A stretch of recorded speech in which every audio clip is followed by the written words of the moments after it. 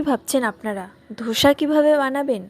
মানে আমি তাদের ক্ষেত্রে বলছি যারা আমরা সাধারণত ভাত রুটি খেয়ে থাকি তাদের ক্ষেত্রে বলছি। তারা চাচ্ছে ধোসা খেতে, অথচ রেস্টুরেন্টের ধোসাটাও খেতে তারা পছন্দ করে না। তারা চাচ্ছে একটু যদি হোমমেড হয়।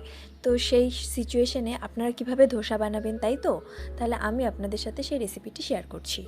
আমরা যে প্রতিদিন যে চাল খেয়ে থাকি সেই চাল দিয়েই হয়ে যাবে, এবং পাশাপাশি অ্যাড করতে হবে চানার ডাল এবং উড়াদ ডাল। তো এই ক্ষেত্রে যেটা সবথেকে বেশি ইম্পর্ট্যান্ট তোমাদের মনে রাখতে হবে সেটা হলো, ঠিক তোমরা যতটা পরিমাণ ডাল নেবে তার ডাবল পরিমাণ কিন্তু চাল নিতে হবে। দাঁড়া দাঁড়া বোন, এর পরেরটা আমি বলছি। আরে আরে কি করা হয়েছিল এর পরে জানিস? বোলের মধ্যে এই সবগুলোর পেস্ট দেওয়া হয়েছিল, ডাল আর চালের। সেটাকে একটু লবণ দিয়ে মাখিয়ে ওভারনাইট রাখা হয়েছিল। দাঁড়া দাঁড়া, এবার আমি বলবো। তারপর যে ধোসার তাওয়া হয় সে ধোসার তাওয়াতে জল ছিটিয়ে সেটা মুছিয়ে নেওয়া হয়েছিল, এবং তার মধ্যে বাটার দিয়ে তার মধ্যে যে পেস্টটা ছিল সে পেস্টটা দিয়ে দেওয়া হয়েছিল, এবং মশলা ধোসার যে পুরটা হয়ে থাকে সেটা দিয়ে কোট করে ভালো মতো ধোসা বানিয়ে নেওয়া হয়েছিল।